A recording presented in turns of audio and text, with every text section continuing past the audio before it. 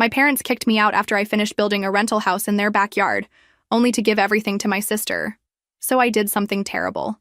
I'm Maya, and I need to tell you about the day my entire world collapsed. You know how some people say they can feel disaster coming? Well, I should have trusted that instinct. I was 28, working 2 jobs and living paycheck to paycheck. But I had this dream. My parents owned this beautiful property with a huge backyard, and for months they'd been encouraging me to build a guest house there. "It'll be yours forever," my mother would say, her eyes lighting up. "Your own little sanctuary." I believed them. God, how naive I was. For 8 months, I poured everything into that project. Every dollar I'd saved for the past 3 years. $15,000 that was supposed to be my emergency fund. I researched contractors, picked out every fixture, every paint color. I dreamed about the mornings I'd wake up in my own space, finally independent, but still close to family. The construction was grueling. I worked my regular shift at the marketing agency, then spent evenings and weekends on site. My hands were permanently stained with paint and dust. I lost weight from the stress and physical exhaustion, but I didn't care. This was my future taking shape, board by board, brick by brick. When we reached the final week, I was practically vibrating with excitement. The floors were polished, the kitchen cabinets installed, the bathroom tiles gleaming. It was small but perfect. 600 square feet of pure potential. I'd already planned where my bed would go, how I'd arrange my books, where I'd put the little dining table I'd been saving up to buy. The morning of completion, I arrived early with coffee and pastries for the finishing crew. The painter was adding the final coat to the front door, a soft sage green I'd agonized over for weeks. The electrician was installing the last light fixture. Everything was falling into place beautifully. That's when my father appeared in the doorway, his expression unreadable. "We need to talk," he said quietly. Something in his tone made my stomach drop, but I forced a smile. "Sure, what's up? Isn't it amazing how it turned out? I can't wait to start moving my stuff in." He looked uncomfortable, avoiding my eyes. "That's what I need to discuss with you. Your mother and I have been talking, and we've decided, well, we think it would be better if your sister lived here instead." The words hit me like a physical blow. I actually stumbled backward. "What? She's getting married next year, and she and her fiancé need a place to start out. This would be perfect for them. You understand, right? You're older, more established. You can find your own place." I stared at him, waiting for the punchline, for him to laugh and say he was joking, but his face remained serious, almost apologetic. "But I built this. With my money. My savings. And we're grateful, sweetheart." "Really? But family helps family. And right now, your sister needs help more than you do." That phrase, "family helps family," would echo in my head for weeks afterward. Apparently, it only applied when I was the one doing the helping. I looked around at my dream house, at the walls I'd painted, the fixtures I'd chosen, the future I'd planned. The morning sun was streaming through the windows I'd measured and ordered myself, casting warm light across the hardwood floors I'd supervised the installation of. "When?" I managed to whisper. "Today. We've already talked to your sister. She's excited to move in this weekend." My chest felt tight, like I couldn't breathe properly. 28 years of being the responsible one, the understanding one, the one who always sacrificed for family harmony, and this was my reward. I nodded slowly, not trusting myself to speak. If I opened my mouth, I might scream, or cry, or say something I'd regret. So I gathered my purse, my water bottle, my little notebook where I'd been planning the final decorating touches. "Maya," my father called as I reached the door. "You do understand, don't you? This is what's best for everyone." I turned back one last time, memorizing every corner of the space I'd never call home. "I understand perfectly," I said, my voice surprisingly steady. And I did understand. I understood that I'd been played. I understood that my dreams meant nothing to them. I understood that $15,000 and 8 months of my life had just been handed over to my sister like a birthday present. What they didn't understand was that this was the last time I'd let it happen. I walked out of that guest house and didn't look back. I had no idea then that this moment would change everything. Not just for me, but for all of them. Driving away from my parents' house that morning, memories flooded back like a dam had burst. This wasn't the first time I'd been sacrificed for my sister's benefit. It was just the most expensive. I was 7 when it started, really started. My sister was 3, all chubby cheeks and innocent eyes. She'd broken my favorite doll, the one with real hair that our grandmother had given me for my birthday. When I cried, my parents sat me down for a lecture about being the big sister and setting a good example. "She's little, Maya. She doesn't understand. You need to be patient with her. I learned to be patient. I learned to share everything. My toys, my clothes, my space, my parents' attention. When she colored on my homework, I got in trouble for not watching her carefully enough. When she lost my library book, I had to pay the replacement fee from my allowance. But the car incident, that's when I realized how deep this pattern ran.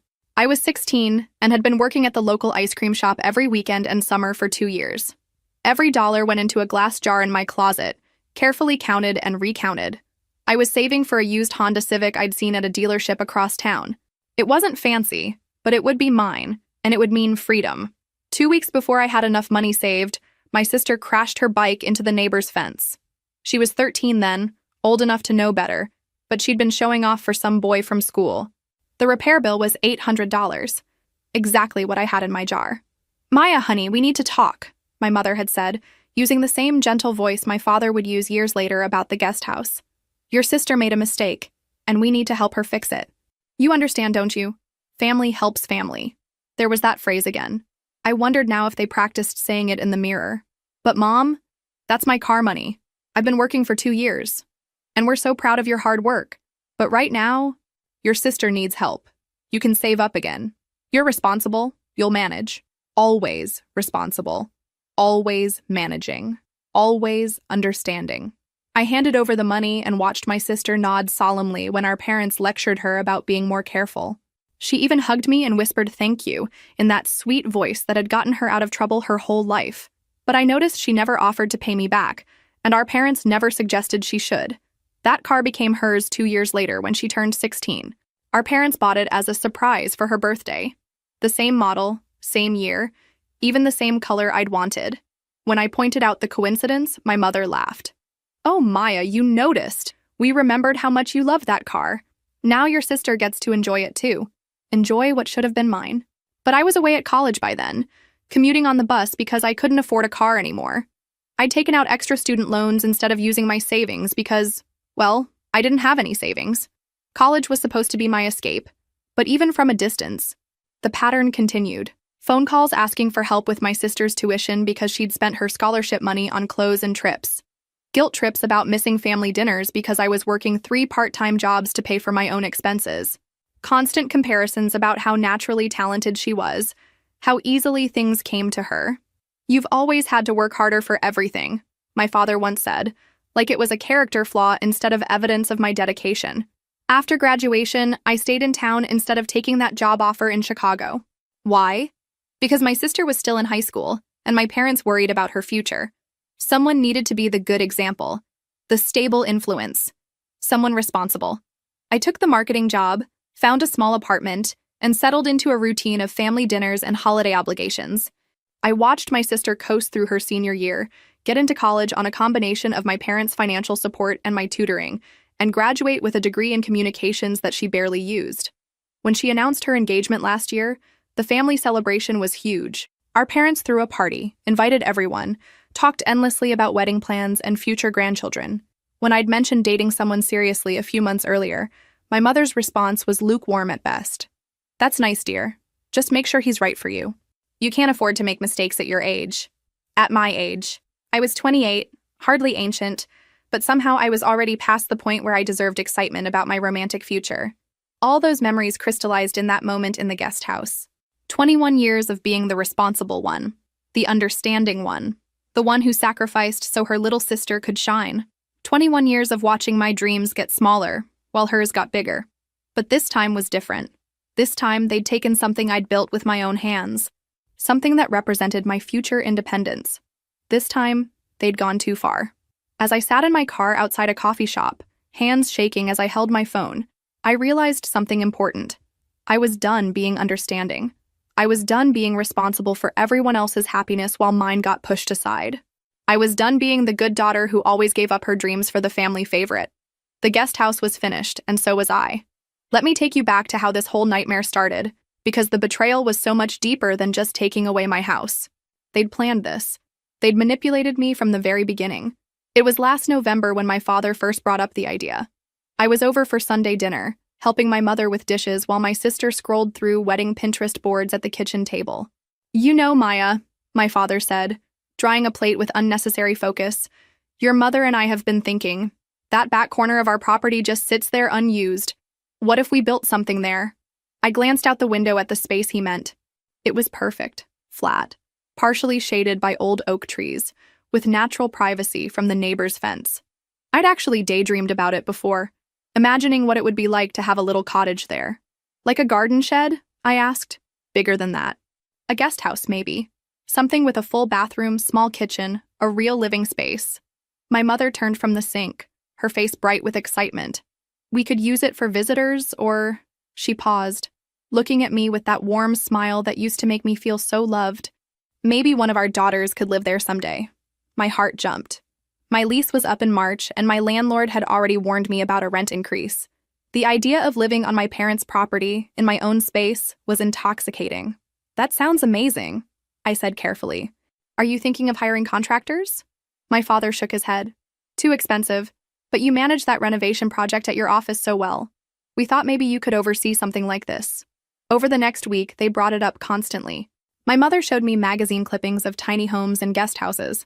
My father mentioned a contractor friend who could do the foundation work cheaply.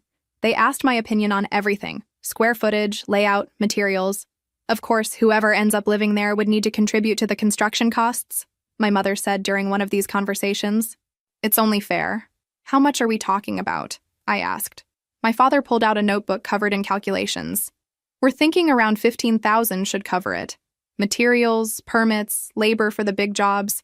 The person living there could handle the finishing work themselves, painting, fixtures, that sort of thing. $15,000, my entire savings account. But for a place of my own, on property I loved, near family, it seemed reasonable. More than reasonable. It seemed like a dream come true. And whoever contributes that money, my mother added, would have the house for as long as they wanted it. Permanently. Permanently. That word sealed it for me. I said yes that same night. The next 3 months were a whirlwind of planning. I spent every evening researching fixtures and finishes. I created Pinterest boards and spreadsheets. I drove to 3 different tile shops to find the perfect bathroom flooring. My parents were so encouraging, so excited about my ideas. You have such good taste, my mother would say as I showed her cabinet samples. This is going to be absolutely beautiful. I took vacation days to meet with contractors and delivery trucks. I learned about electrical codes and plumbing permits. I negotiated with suppliers and managed timelines. My parents praised my organizational skills constantly. We're so lucky to have you handling this, my father said more than once. We never could have managed all these details. When construction began in March, I was there every morning before work and every evening after. I brought coffee for the crew, checked on progress, solved problems as they arose. It was exhausting, but I'd never been happier. This was mine. I was building my future, literally from the ground up. The house took shape exactly as I'd envisioned it. 600 square feet of perfection. An open-plan living area that flowed into a compact but efficient kitchen, a bedroom just big enough for a queen bed and dresser, and a bathroom with a gorgeous subway tile shower I'd splurged on. I chose everything personally. The soft gray paint for the walls, the brushed gold fixtures that caught the morning light, the farmhouse sink I'd fallen in love with at the home improvement store, the hardwood floors that cost more than I'd budgeted for but would last forever. Every night I'd walk through the space and imagine my life there. I'd make coffee in that kitchen and drink it on the small front porch. I'd read books in the living room on the cozy sofa I was planning to buy. I'd invite friends over for dinner and cook in my own space for the first time in my adult life. My sister showed mild interest throughout the process, occasionally stopping by to see the progress. It's cute, she'd say, but she was usually more focused on her wedding planning. She was getting married in October and moving in with her fiancé afterward, so I assumed she'd never even considered the guest house for herself. My parents, though, they were invested. They asked about every detail, complimented every choice I made. They brought lunch for the workers and bragged to neighbors about their daughter's project management skills. Maya designed the whole thing herself. I heard my mother telling our neighbor one afternoon, "She has such vision." I glowed under their praise. After years of feeling like the less important daughter, this project made me feel valued, appreciated, central to the family's future plans. The irony is devastating now. They weren't praising my vision. They were using my vision. They weren't proud of my skills. They were exploiting my skills. Every compliment, every word of encouragement, Every moment of seeming respect was just manipulation to get me to build them a house for free. When the final inspection passed and the certificate of occupancy came through, I felt like I could fly. I'd done it. I'd actually done it.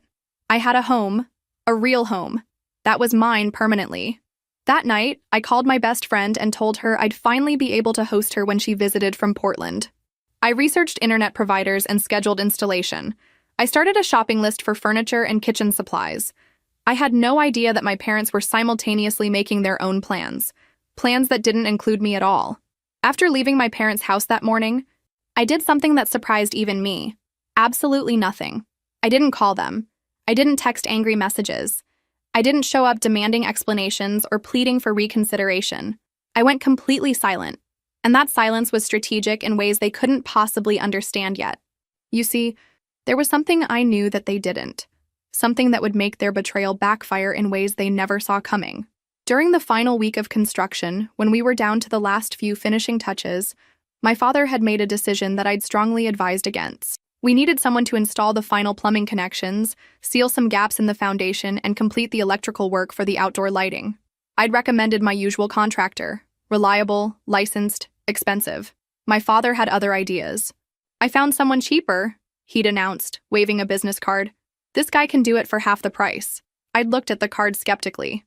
No company name, just a handwritten phone number and construction services in faded print.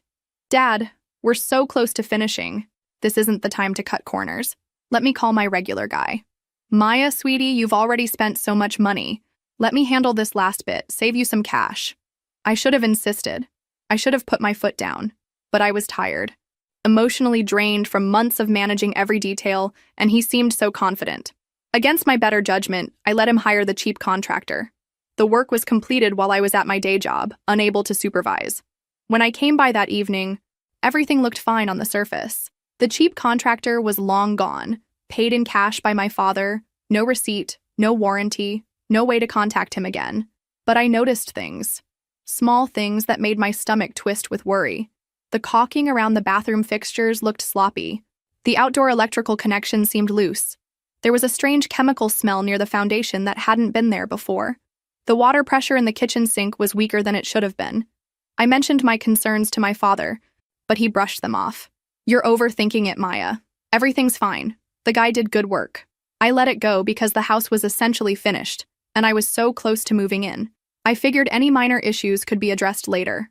Now, sitting in my car outside a coffee shop, cutting all contact with my family, I realized those weren't minor issues at all. They were time bombs, and the timer was already ticking. I didn't tell my parents what I suspected. I didn't warn them about the substandard work. I didn't offer to fix the problems I'd noticed. For the first time in my adult life, I decided that their problems were not my responsibility to solve. Instead, I went home to my apartment, packed up my work clothes, and went about my normal routine. I showed up to my job at the marketing agency, completed my projects, attended my meetings. Colleagues asked about the house. They'd been following my updates for months, and I simply said the timeline had changed. My phone buzzed constantly for the first 2 days. Texts from my mother asking if I was okay, calls from my father wanting to talk through the situation. Messages from my sister asking when I'd be moving my stuff out of my apartment so she could start decorating the guest house. I ignored them all. By day 3, the messages had shifted from concerned to frustrated. Maya, this silent treatment is childish. Call me back. Dad, I don't understand why you're being so dramatic about this. We're family. Mom, whatever your issue is, don't take it out on me. I didn't do anything wrong. My sister. I deleted every message without responding. The silence was harder than I'd expected. 28 years of being the good daughter, the responsible one who always called back, always showed up, always fixed problems. Breaking that pattern felt like swimming upstream against my own nature. But I had a plan. It wasn't fully formed yet, but it was growing stronger each day. On day 5, I allowed myself one small indulgence. I drove past the house, not to stop or confront anyone, just to see. My sister's car was in the driveway along with my parents. They were probably inside making plans for her move-in, discussing how to arrange furniture in the space I'd designed, choosing paint colors to cover the walls I'd carefully selected. I almost felt sorry for them. Almost. Because while they were busy celebrating their victory, they had no idea what was coming. They thought they'd gotten away with the perfect crime. manipulating me into building them a house, then giving it to the golden child while casting me aside. What they didn't realize was that I'd built that house from the foundation up. I knew every pipe, every wire, every corner where corners had been cut. I knew exactly what problems were brewing beneath the surface, and I knew they'd surface soon. I also knew something else that would become important later. Legally, morally, and practically, I had no obligation to fix problems I hadn't created. The work done after I left the project wasn't my responsibility. For the first time in my life, I was going to let my family face the consequences of their choices without rushing in to save them. The silence would end when they needed something from me. And when that happened, they'd discover that the daughter they'd taken for granted had learned some very important lessons about family, loyalty, and self-respect. The first call came exactly 1 week after I'd walked out of the guest house. It was a Tuesday morning, and I was having coffee before work when my phone rang. My father's name appeared on the screen. I let it go to voicemail. 20 minutes later, my mother called. Then my sister. Then my father again. I was curious enough to listen to the voicemails during my lunch break. "Maya, honey, we need to talk. There's a small issue with the guest house that we could use your help with. Call me back, please." My father's voice was strained, lacking his usual confidence. The next message was from my mother. "Maya, I don't understand why you won't answer our calls. We're family, and families work through problems together. Your sister found some water damage in the bathroom, and we need your advice about who to call." Water damage. I'd been expecting that. My sister's voicemail was predictably dramatic. "Maya, I don't know what your problem is, but there are serious issues with this house and you need to fix them. The bathroom floor is wet, there's a weird smell, and the lights keep flickering. I can't move in like this." I deleted all the messages and went back to work. The calls intensified over the next few days. My father started leaving increasingly detailed descriptions of the problems they were discovering. The bathroom had a persistent leak that was warping the floorboards. The kitchen sink was backing up. The electrical outlets in the bedroom weren't working properly. There was a musty odor throughout the house that seemed to be getting worse. "Maya, I know you're upset with us, but this is serious. We need your expertise. You know this house better than anyone." That last part was true. I did know the house better than anyone. I knew exactly what was happening and why. The cheap contractor my father had insisted on hiring had done shoddy work on the final connections.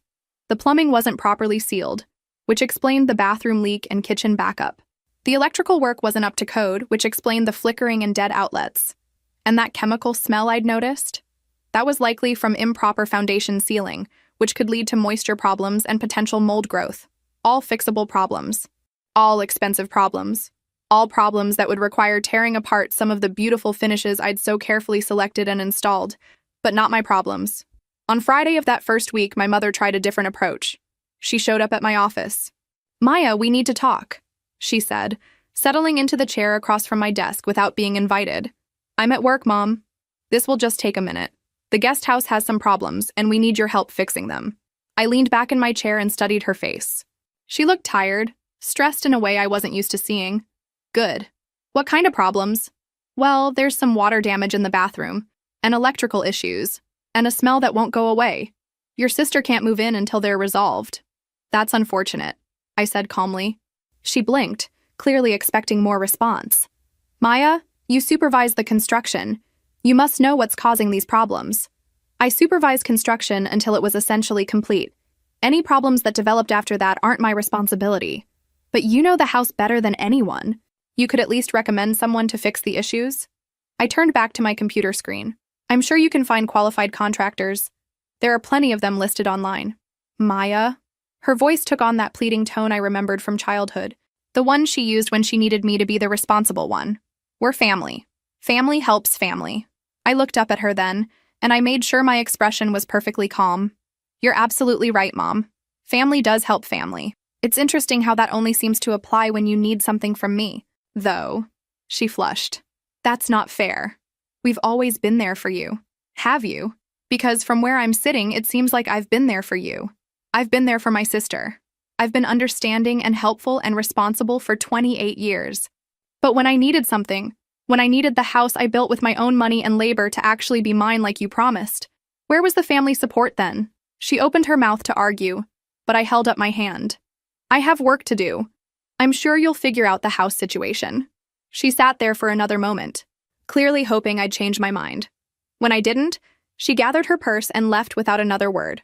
That weekend, The calls became more frequent and more desperate.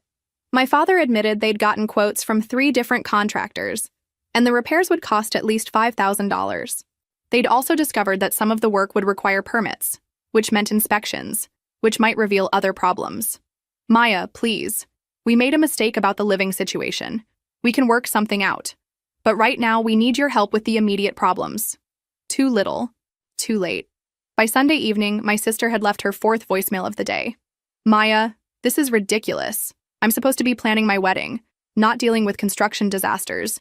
You built this house, you need to take responsibility for fixing it. The irony was almost funny.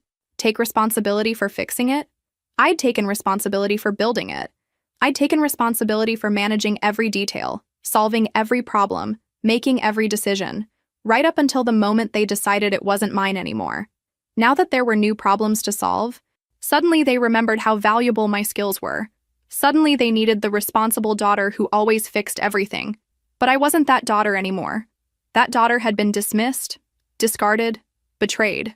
The woman I was becoming had learned an important lesson about the difference between being helpful and being used. The calls kept coming, but I kept ignoring them. Each voicemail was more desperate than the last, each text more pleading. They needed me now. But for the first time in my adult life, their needs weren't automatically my problem to solve. By the 2nd week, when it became clear I wouldn't be coming to their rescue, my parents shifted tactics. If they couldn't get me to help willingly, they'd try to shame me into it. The first sign was a phone call from my aunt on my father's side. She lived 3 states away, and we rarely spoke outside of holidays and birthdays, so her call was immediately suspicious. Maya, honey, I just wanted to check on you. Your father mentioned you've been having some family difficulties. I could hear the careful phrasing, the way she was fishing for information without admitting what she'd been told. I'm doing well, thanks for asking. Well, good. It's just that he seemed concerned about you. Said you'd been struggling with some emotional issues lately, and that you'd walked away from helping with some construction project. There it was. The family narrative was already being rewritten. I wasn't the daughter who'd been betrayed and cast aside. I was the unstable one having an emotional breakdown, abandoning family responsibilities. I'm not struggling with anything, I said calmly. I'm just no longer available to solve problems I didn't create. Oh, she paused, clearly not expecting that response. Well, I'm sure whatever happened, you can work it out. Family is so important. After she hung up, I realized this was just the beginning. My parents were launching a full-scale campaign to turn the extended family against me, painting me as the unreasonable daughter who'd abandoned them in their time of need. The evidence piled up over the next few days. My cousin sent a text asking if I was okay because she'd heard I was going through a difficult time. My uncle mentioned that he'd heard about some family drama when I ran into him at the grocery store. My grandmother called to check on my mental health because my mother had been so worried about me. The story they were telling became clearer with each interaction. According to my parents' version of events, I had volunteered to help with a construction project, but then abandoned it before completion, leaving them with a damaged house and no way to fix it. They painted themselves as the victims of my irresponsible behavior, concerned parents trying to help their troubled daughter while dealing with the consequences of my poor decisions. They were very careful about how they told it. They never outright lied. That would have been too easy to disprove. Instead, they twisted the truth, emphasized certain facts while omitting others, and implied things without directly stating them. Yes, I had been involved in a construction project. Yes, there were problems with the house.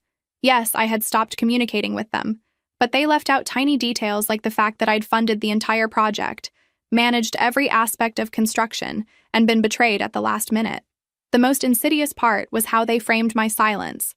Instead of acknowledging that they'd given away something that belonged to me, they presented my lack of response as evidence of instability. Maya's having some kind of breakdown. She won't return our calls. We're so worried about her. It was masterfully manipulative, and it was working. I started getting concerned messages from family members I hadn't heard from in months. Everyone was so worried about me. Everyone wanted to help me work things out with my parents. Everyone thought I should be more understanding, more forgiving, more willing to compromise. Family is forever, my grandmother said during one of her check-in calls. Whatever happened, you'll regret letting pride come between you and your parents. Pride. As if standing up for myself was a character flaw. The worst part was discovering how thoroughly my parents had poisoned the well. At a work happy hour, a colleague mentioned that her husband had run into my father at the hardware store. According to the story he'd told, I'd started a construction project I couldn't afford, then had some kind of nervous breakdown and disappeared, leaving them to deal with the mess. He seemed really concerned about you, she said with genuine sympathy. Are you getting the help you need? The help I need. As if I was the one with problems. I realized then how carefully they'd crafted their narrative. They weren't just trying to get me to fix the house. They were systematically destroying my reputation to ensure that when people heard my side of the story, they'd already been primed to dismiss it as the ravings of an unstable person. It was brilliant, really. Evil, but brilliant. 3 weeks into my silence, cracks began appearing in my parents' carefully constructed narrative. The truth, as it turns out, is harder to contain than lies. The first leak came from an unexpected source. The mailman. I was checking my mail one evening when my neighbor approached me. We'd lived next to each other for 2 years and had a friendly but distant relationship, the kind where you wave and make small talk about weather. Hey, Maya, he said, looking uncomfortable. I hope you don't mind me asking, but is everything okay with your parents' house project? My stomach tightened. What do you mean? Well, the mailman mentioned that he's been delivering a lot of certified letters to their address lately. Official-looking stuff. And my wife saw what looked like a city inspector over there yesterday. Certified letters. City inspectors. The problems were worse than I'd thought. I wouldn't know, I said honestly. I'm not involved with that project anymore. He nodded, but I could see the questions in his eyes. If I wasn't involved, who was handling the issues? And why were there so many official-looking problems? The second leak came from my hairdresser, of all people. She'd been cutting my family's hair for 15 years and knew all of us well. Your poor parents, she said while trimming my ends. Your mother was in here last week and she looked exhausted. All those problems with the house addition they're dealing with. Addition? The guest house in their backyard. She said there were mold problems now. And the city might make them tear the whole thing down if they can't fix the permit issues. Mold problems. Permit issues. My suspicions about the foundation work were proving correct, and it was worse than I'd expected. That's too bad, I said carefully. She mentioned you'd been so helpful with the initial construction, but that you'd had to step back because of work commitments. She seemed really stressed about handling it all without you. Interesting. When talking to the hairdresser, I was suddenly the helpful daughter who'd stepped back due to work, not the unstable daughter having a breakdown. The third leak was the most significant. My sister's friends. I ran into one of them at the coffee shop where I'd spent that first morning after leaving the guest house. She recognized me and came over, her face full of sympathy. Maya, how are you holding up with all the house drama? I'm fine, I said, genuinely curious about what she'd heard. Your sister is so frustrated. She keeps posting about it in our group chat. The mold situation sounds terrible. And now she's saying the whole foundation might need to be redone? Foundation work. That would be a complete disaster, requiring the house to be essentially rebuilt from scratch. It sounds complicated, I agreed. She's furious about the wedding timeline too. She was supposed to move in next month, but now she's saying it might be months before it's livable. Her fiancé is starting to look at apartments instead. This was news to me. My sister's wedding was in October, just 4 months away. If she couldn't move into the guest house, she'd need to find alternative housing, which would mean additional expenses during an already costly time. She keeps saying someone needs to take responsibility for the mess, but it's not clear who that someone is supposed to be. I mean, who actually built the house? There was the question that would unravel everything. Who built the house? Who managed the construction? Who chose the contractors and supervised the work? That's a good question, I said. Over the next few days, more details emerged from various sources. The problems weren't just cosmetic anymore, they were structural and potentially hazardous. The improper foundation sealing had indeed led to moisture issues, which had created ideal conditions for mold growth. The electrical work was so substandard that it posed a fire hazard. The plumbing problems had worsened, causing water damage that was spreading beyond the bathroom. But the most interesting development was the permit situation. Apparently, the final work done by my father's cheap contractor had been completed without proper permits or inspections. When my parents had finally called in legitimate contractors to assess the damage, those contractors had been required to report the unpermitted work to the city. Now my parents were facing not just repair costs, but fines, mandatory inspections, and the possibility of having to bring everything up to current codes, which could mean gutting and rebuilding significant portions of the house. The financial implications were staggering. What had started as a few $1,000s in repair costs was now looking like it might require tens of thousands to resolve properly. And through it all, family members kept asking the same questions. Who was responsible for the construction? Who had managed the project? Who knew enough about the house to guide the repairs? The answers to those questions led back to me, which made my continued absence increasingly difficult for my parents to explain. How could they claim I was having a breakdown when I was clearly the only one with the expertise to solve their problems? How could they paint me as irresponsible when the mess had been created by work done after I left the project? Slowly, the real story began to emerge in family conversations. I wasn't the unstable daughter who'd abandoned a project. I was the competent daughter who'd built something beautiful, only to have it taken away from me at the last minute. The narrative was shifting, and my parents could feel it. The calls became more frequent, the voicemails more desperate, the attempts to contact me more creative, but I remained silent. Not because I was having a breakdown, and not because I was being stubborn. I remained silent because I was learning something important about power dynamics and family manipulation. For the first time in my life, I had something they needed more than I needed their approval, and I was finally ready to use that leverage. 4 weeks after I'd walked out of the guest house, my sister finally broke. I was at home on a Saturday morning, enjoying the first peaceful weekend I'd had in months, when my phone rang with her number. Against my better judgment, I answered. Maya! Her voice was shrill with frustration and barely contained panic. Finally! Do you have any idea what you've put us through? Good morning to you too, I said calmly. Don't give me that. This is serious. The house is uninhabitable. There's mold growing in the walls. The bathroom floor is rotting, and the city inspector says the electrical work is dangerous. We might have to tear the whole thing down. That sounds expensive. Expensive? Her voice cracked. Maya, this is a disaster. My wedding is in 3 months, and I have nowhere to live. The contractors are saying it could take 6 months and $40,000 to fix everything properly. $40,000. The house I'd built for $15,000 would now cost nearly 3 times that amount to repair. The irony was almost poetic.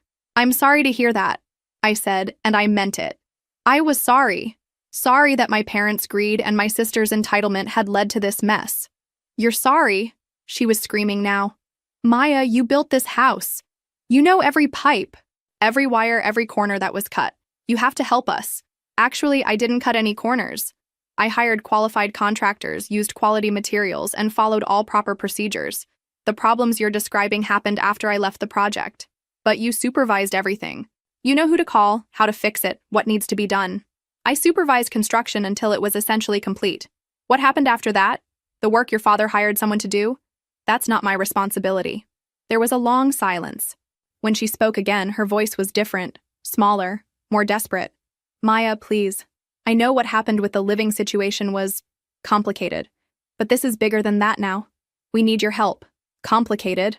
I laughed, and even I was surprised by how bitter it sounded. Is that what we're calling it now? Complicated? Look, maybe Mom and Dad made a mistake about who should live there. Maybe we can work something out, but right now we need to focus on fixing the immediate problems. Here's the thing, I said, settling back in my chair. I'm not available to fix problems I didn't create. I built a beautiful, functional house using quality contractors and proper procedures. Someone else made different choices about the final work, and now you're dealing with the consequences of those choices. But Maya, we're family. Yes, we are. And you know what families do? They keep their promises to each other. They don't manipulate each other into funding projects just to give them away at the last minute. They don't paint each other as unstable when they refuse to clean up messes they didn't make. I don't know what you're talking about. Really? You don't know about the calls to our relatives? The story about how I had some kind of breakdown and abandoned a construction project? The narrative about poor Mom and Dad dealing with their troubled daughter's irresponsible behavior? Another silence. Maya, I might have mentioned to some people that you were upset, but you all decided it was easier to make me the villain than to admit you'd betrayed me. We didn't betray you. We thought it would work better if I lived there. You're older, more established, you have more options. I had $15,000 in savings and 8 months of my life invested in that house. I had plans, dreams, a future mapped out in that space. What I didn't have was the luxury of being the family favorite who gets handed everything she wants. She started crying then. Big, dramatic sobs that would have worked on me a month ago. Maya, please. I don't know what to do. My fiancé is talking about postponing the wedding. Mom and Dad are fighting constantly about money. The contractors are saying the damage might spread to the main house if we don't act soon. I need your help. You need my expertise, I corrected. The same expertise you all dismissed when you decided I wasn't important enough to keep my own house. That's not.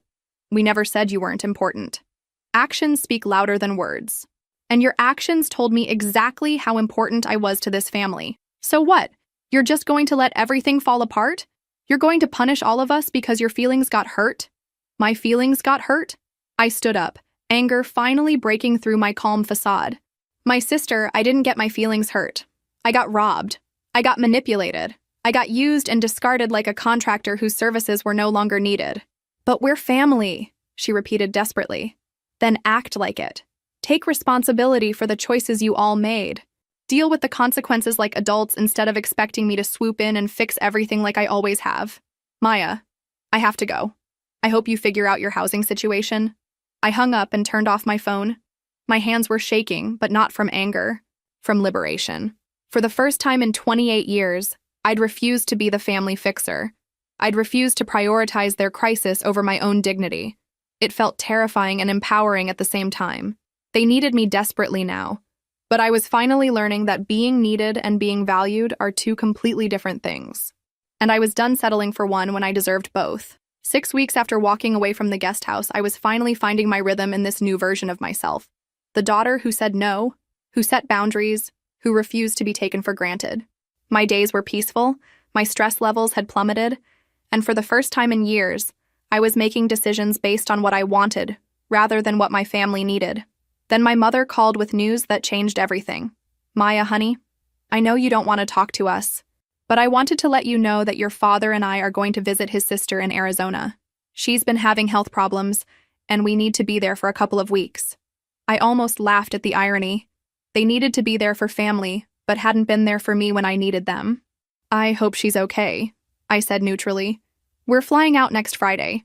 Your sister will be staying at her fiancé's place while we're gone. She's afraid to be alone in the main house with all the construction issues happening in the backyard. Something about the way she said it made my pulse quicken. So the house will be empty? Well, yes. But Maya, I'm hoping when we get back, we can all sit down and work this out.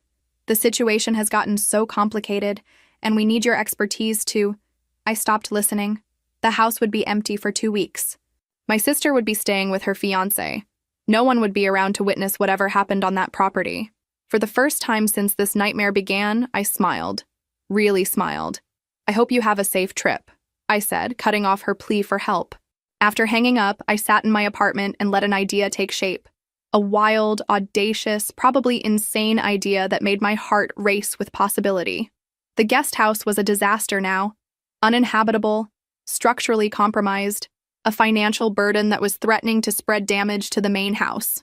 The city had issued citations. The contractors were talking about 6 months of work and $40,000 in repairs. My sister couldn't live there, couldn't even safely visit there. But it was still the house I'd built. Every stud, every beam, every carefully chosen fixture. I'd selected it all, supervised its installation, watched it take shape from nothing into something beautiful. Before the cheap contractor had ruined it, it had been perfect. It had also been mine. Legally, morally, in every way that mattered except the one that counted. I'd funded it, designed it, built it.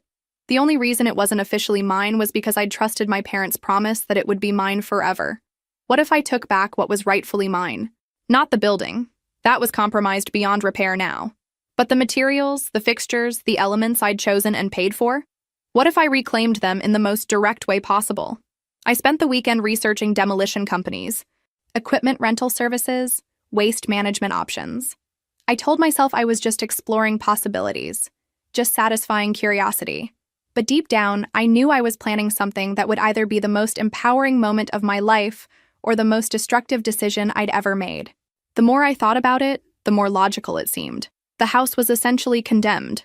Everyone agreed it would need to be gutted and rebuilt anyway. The mold and water damage had made the structure unsafe. The foundation issues meant everything would have to be torn down to the studs at minimum. I would just be accelerating the inevitable. By Wednesday, I'd called 3 different demolition companies for quotes. I told them I needed a small structure demolished and removed quickly while my neighbors were out of town. 2 of them were booked for months. But the third, a small operation run by a man who'd been in business for 20 years, could do it the following week. It's just a guest house, I explained. About 600 square feet, Needs to come down due to structural issues. No problem, he said. One-day job. We can have it knocked down and hauled away in 8 hours, easy. Site will be clean as a whistle when we're done. The cost was reasonable. Less than what my parents would spend on a single month of attempted repairs. I had enough in my checking account to cover it without touching my remaining savings. When can you do it? I asked. Next Tuesday work for you? Weather's supposed to be clear, and we're between bigger jobs. Tuesday. 5 days after my parents left for Arizona. Perfect timing. That sounds ideal, I said, trying to keep the excitement out of my voice. After hanging up, I sat in my apartment and really considered what I was planning. This wasn't a small act of rebellion or a symbolic gesture. This was nuclear. This was final. This was the kind of thing that would burn every bridge between me and my family forever. But as I thought about the past 6 weeks, the manipulation, the lies, the smear campaign, the complete lack of accountability or apology, I realized something important. Those bridges were already burned. They'd been burned the moment my parents decided to betray me after I'd given them everything I had. I was just making the destruction visible. On Thursday evening, I drove past my parents' house one last time before they left for their trip. The guest house stood in the backyard like a monument to broken promises. Its windows dark, yellow caution tape still stretched across the front door from the latest inspection. It had been beautiful once. I'd made it beautiful. I'd poured my dreams and my savings and my future into every corner of that space. Now it was time to take it all back. I pulled out my phone and confirmed the appointment with the demolition company. Tuesday at 8 a.m., I said. I'll be there to supervise. Monday night, I barely slept. My mind raced between excitement, terror, and a strange sense of righteous calm that I'd never experienced before. By 6 a.m. Tuesday morning, I was dressed and ready, standing in my kitchen with coffee and toast I couldn't eat. This was really happening. At 7:30, I drove to my parents' neighborhood and parked around the corner waiting. At exactly 8 a.m., a large truck rumbled down their street, followed by a smaller vehicle carrying what looked like a portable excavator. My demolition crew had arrived. I walked up to meet them as they parked in front of the house. The owner, a weathered man in his 50s named Rick, climbed out of the truck and extended his hand. You must be Maya. Ready to get this thing down? Absolutely, I said, surprised by how steady my voice sounded. Rick and his 2-person crew walked around the guest house, assessing the job. They'd done this hundreds of times. To them, it was just another day at work. They didn't know they were demolishing 8 months of my life, $15,000 of my dreams, and the last remnants of my relationship with my family. Shouldn't take more than 4 hours, Rick said, pulling on work gloves. We'll start with the interior. Pull out anything salvageable first, then knock down the structure and load everything into the dumpster truck. Site'll be clean and level when we're done. What about the utilities? I asked. Already checked, water and electric were shut off last week according to the city records. Gas line was never connected. We're good to go. Perfect. Even the utilities had been disconnected due to the safety issues. There would be no complications, no last-minute problems. The first neighbors started emerging from their houses around 8:30, drawn by the noise of equipment being unloaded. I recognized several of them from my months of construction supervision. They waved and called out greetings. Morning, Maya. Another renovation project? Something like that, I called back. Your parents sure keep you busy with these improvements. I smiled and waved, not correcting their assumptions. To everyone watching, this looked like exactly what it appeared to be. A normal construction project, supervised by the same competent young woman who'd managed the original building process. The crew worked with impressive efficiency. They started by removing salvageable fixtures, the kitchen cabinets I'd chosen, the bathroom vanity I'd agonized over, the light fixtures I'd installed myself. Everything was carefully loaded into the truck. You want these saved for the rebuild? Rick asked, gesturing to a pile of hardware. No, I said firmly. Everything goes. By 10 a.m., they'd stripped the interior down to the studs, revealing the extent of the damage that had developed over the past month. The water damage was worse than I'd imagined. Black mold spread across multiple walls, and the floor joists were visibly warped. The electrical work was clearly substandard, with junction boxes that weren't up to code and wiring that looked dangerous. Good thing you're tearing this down, one of the crew members commented. This place was a disaster waiting to happen. That's what I thought too, I agreed.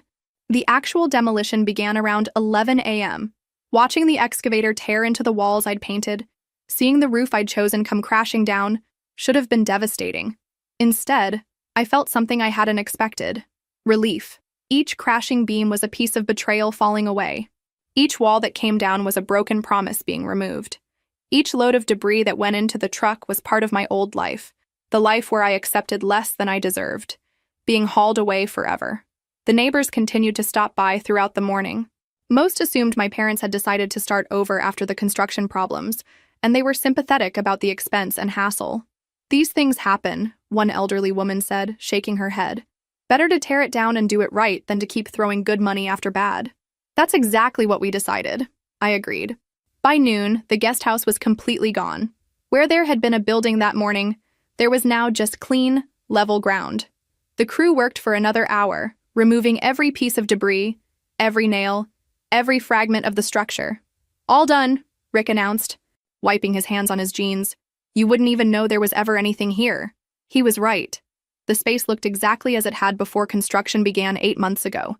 Just an empty corner of my parents' backyard, shaded by oak trees, ready for whatever came next. I paid Rick in cash, thanked his crew, and watched them drive away with everything that remained of my guest house loaded in their truck.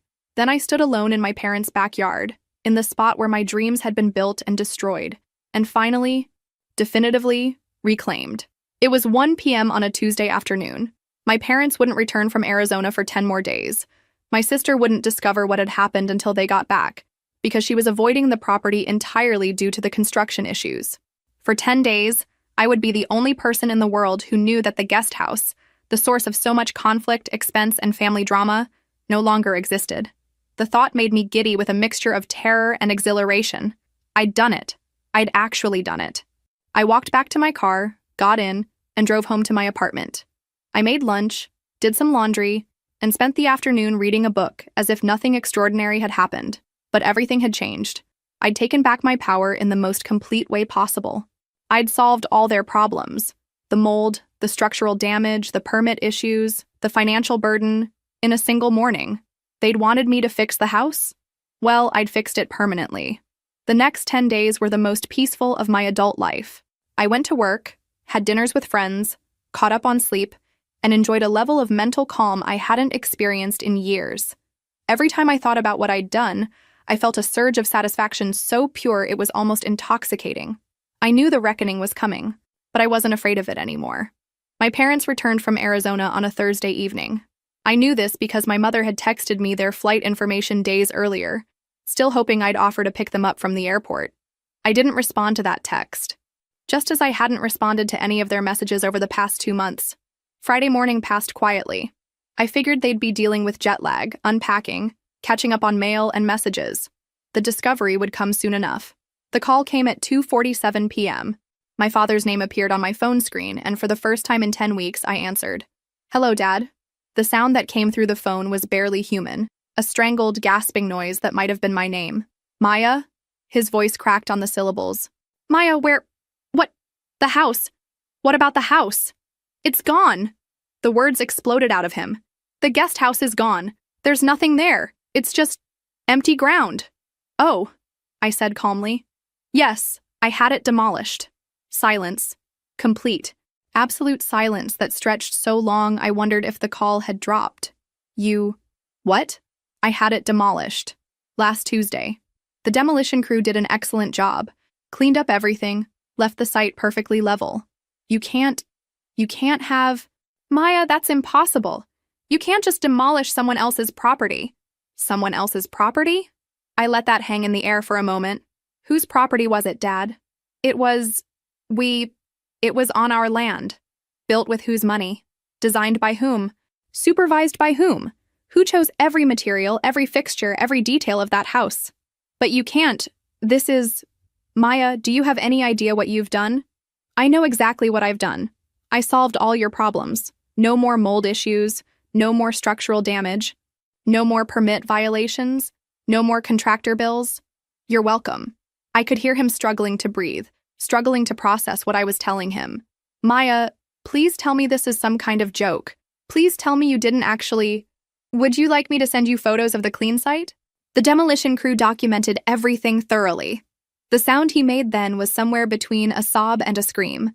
"Maya, that house was worth... Even with the problems, it was still...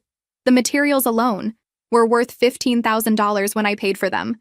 I simply reclaimed my investment. But the house, my sister's health, the stress of dealing with all those problems, you were supposed to help us. I did help you. I ended your problems permanently. I could hear my mother crying in the background, and my sister's voice rising in what sounded like hysteria. Maya. My father's voice was pleading now, broken in a way I'd never heard before. We can work this out. We can rebuild. We can make this right. With what money, Dad? You told me last month that the repairs alone would cost $40,000. How much do you think it'll cost to rebuild from scratch? We'll figure something out. We'll get loans. You'll figure it out, I agreed. Without me. Maya, please. We're family. Family forgives. Family works through problems together. You're absolutely right, I said. Family should work through problems together. Family should keep promises to each other. Family should support each other instead of manipulating and betraying each other.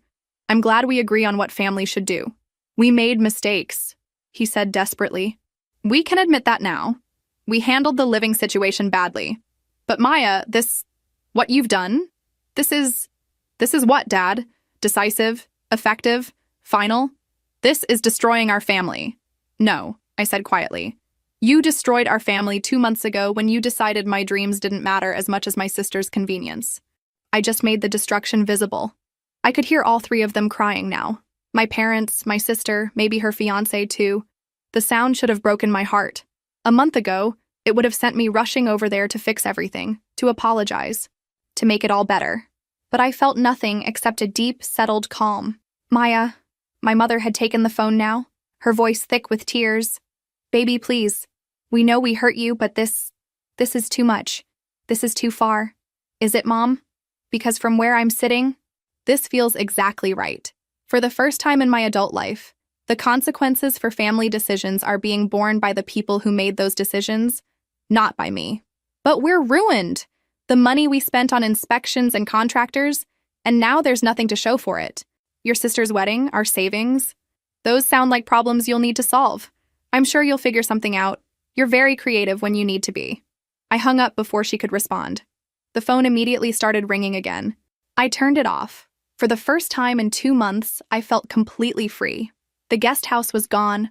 My family's financial problems were no longer my responsibility to solve, and I no longer had to carry the weight of being the daughter who always sacrificed for everyone else's benefit. I'd burned every bridge, scorched every relationship, nuked every possibility of reconciliation, and I had never felt more at peace in my entire life. That was 8 months ago, and I'm writing this from my new apartment across town. A beautiful 1-bedroom with hardwood floors and a kitchen island where I eat breakfast every morning while watching the sunrise through my own windows. Let me tell you what happened to everyone because I know you're wondering. My parents never recovered financially from the guest house disaster. Between the money they'd already spent on inspections and contractors, plus the loans they'd taken out expecting to recoup costs through my sister's rent payments, they'd stretched themselves beyond their means. They ended up selling their house 6 months later and moving to a small condo across town. The irony? They sold to a young couple who loved the large backyard and specifically mentioned their plans to build a guest house in that empty corner spot. I heard about this from my hairdresser, who heard it from my mother during what was apparently a very tearful appointment. My sister's wedding did happen, though scaled way back from the elaborate event she'd originally planned. Her fiancé, showing more sense than anyone had given him credit for, insisted they find their own apartment and start their marriage without the drama of extended family housing arrangements. They're still together, living in a modest place across town, and from what I hear through mutual acquaintances, they're actually happier without the constant family interference. She never got over the shock of what I did, though. According to our cousin, she still brings up the demolition at family gatherings, still can't understand how I destroyed something so beautiful out of spite. She doesn't understand that I didn't destroy something beautiful. I reclaimed something that was mine and ended something that had become toxic. My parents tried to pursue legal action against me initially. They consulted with 3 different lawyers, all of whom told them the same thing. I'd funded the construction, supervised the work, and the demolition occurred on a structure that was already condemned by the city due to safety violations. There was no case. The extended family drama played out exactly as you'd expect. Some relatives took my parents' side, viewing me as the vengeful daughter who went too far. Others, once they learned the full story, quietly reached out to express support for my decision. My grandmother, surprisingly, was in the second group. Sometimes, she told me during a phone call that came 3 months after the demolition, you have to make choices that other people don't understand. I'm proud of you for standing up for yourself, even though it was painful. The professional consequences were minimal. My coworkers had followed the saga from the beginning and understood that I'd been manipulated and betrayed. If anything, my reputation at work improved. Apparently, taking decisive action to reclaim what was mine demonstrated leadership qualities my boss found impressive. I got promoted 4 months later. The personal consequences were more complex. Yes, I lost my immediate family relationships, but I gained something more valuable: self-respect. For the first time in my adult life, I wasn't carrying the weight of everyone else's problems. I wasn't the family fixer, the responsible one, the daughter who always sacrificed for everyone else's benefit. I was just Maya, living my own life, making my own choices, keeping my own counsel. I started dating again, really dating, not just accepting whatever scraps of attention came my way between family crises. I met someone wonderful 6 months ago, a man who actually appreciates my competence instead of exploiting it, who supports my decisions instead of expecting me to support everyone else's. When I told him the story of the guest house, his response was immediate. Good for you. They had it coming. That's when I knew I'd found someone worth keeping. I still think about that Tuesday morning sometimes, about the sound of the demolition equipment and the sight of my dreams being loaded into a truck. But it doesn't make me sad anymore. It makes me proud. I learned something important that day. There's a difference between being loving and being used, between being family-oriented and being exploited, between being understanding and being a doormat. The $15,000 I lost in that demolition was the best money I ever spent. It bought me something priceless: the knowledge that I'm worth more than being everyone else's solution to their problems. Do I regret it? Sometimes people ask me that, usually with a mix of horror and fascination at what I did. The answer is complicated. I regret that it came to that point. I regret that my family's behavior was so toxic that nuclear action felt like the only option. I regret the years I wasted being the good daughter who always gave up her dreams for everyone else's convenience. But do I regret taking back my power? Do I regret refusing to be manipulated anymore? Do I regret choosing my own dignity over their dysfunction? Never. The guest house is gone, but I'm still here. Stronger, wiser, and finally free to build something beautiful. Not a house this time, but a life where I'm valued for who I am, not just what I can provide. My parents drive past my new apartment sometimes. I know because the building faces a main road, and my neighbor mentioned seeing them slow down when they pass. They never stop, never call anymore. The bridges are burned completely, and we're all living with the consequences of choices that were made long before that Tuesday morning. But here's what they don't understand, what they never understood. I didn't demolish that house out of spite or revenge. I demolished it out of love. Love for myself, respect for my own worth, refusal to accept less than I deserved. Sometimes the most loving thing you can do is destroy what's broken beyond repair and start fresh. Sometimes the only way to build something beautiful is to first clear the ground completely. And sometimes the daughter everyone takes for granted is the one with the power to change everything. I'm Maya, and I'm finally home.